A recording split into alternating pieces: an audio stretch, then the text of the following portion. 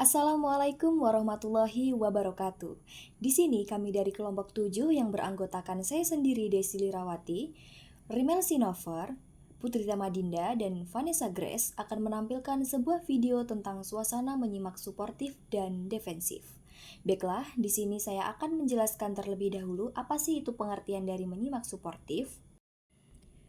Menyimak suportif atau yang sering disebut dengan suasana komunikasi yang bersifat mendukung atau menunjang justru timbul dari pesan-pesan yang mengimplikasikan berbagai macam, antara lain 1.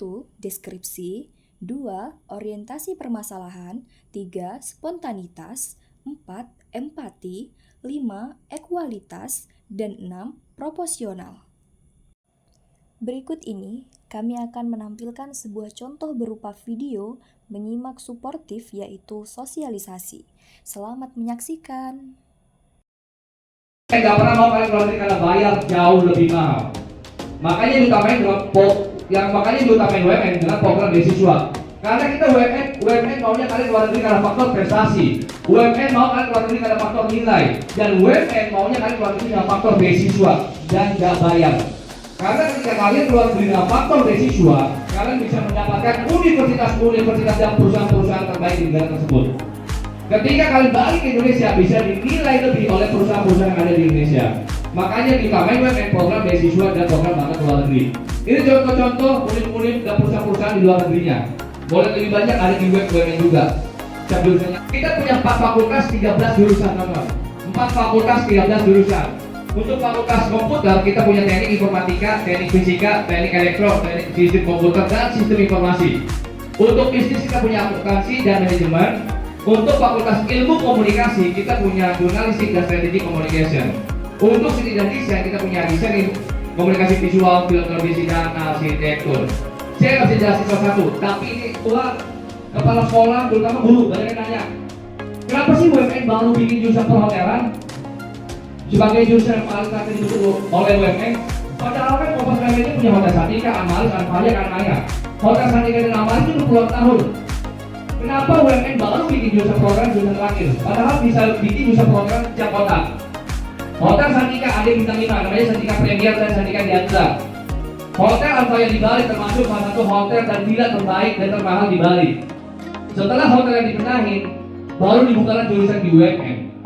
Dengan kata lain, semua jurusan yang ada di UMN terbentuk dikarenakan Kompas Gramedia punya perusahaannya. Perusahaan yang sudah berjalan dengan baik. Kurikulum yang pakai UMN, kurikulum yang dibutuhin di lapangan. Laptop siswa di terakhir nih. 5 menit terakhir beasiswa. Untuk UKM. Itulah tadi video menyimak suportif yang kami tampilkan.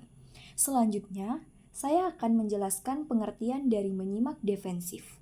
Menyimak defensif atau yang sering disebut dengan bertahan biasanya dimanipulasikan dalam pesan-pesan lisan yang mengandung maksud yang sungguh-sungguh. Pesan-pesan tersebut bersifat evaluatif, mengawasi, strategis, netral, superior, pasti, dan tentu. Berikut ini kami akan menampilkan sebuah contoh berupa video menyimak defensif yaitu debat capres. Selamat menyaksikan.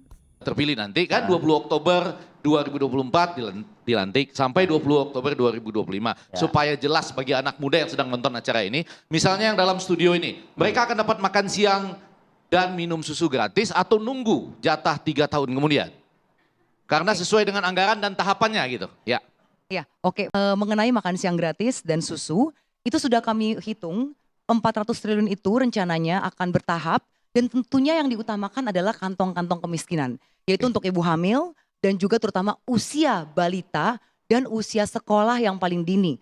Karena disitulah masa-masa krusial pembentukan otak. Dan kita ingin menciptakan Indonesia emas dengan sumber daya manusia yang gak kalah dengan negara-negara lain. Tadi kalau nggak salah implementasinya langsung. Saya belum selesai, gimana?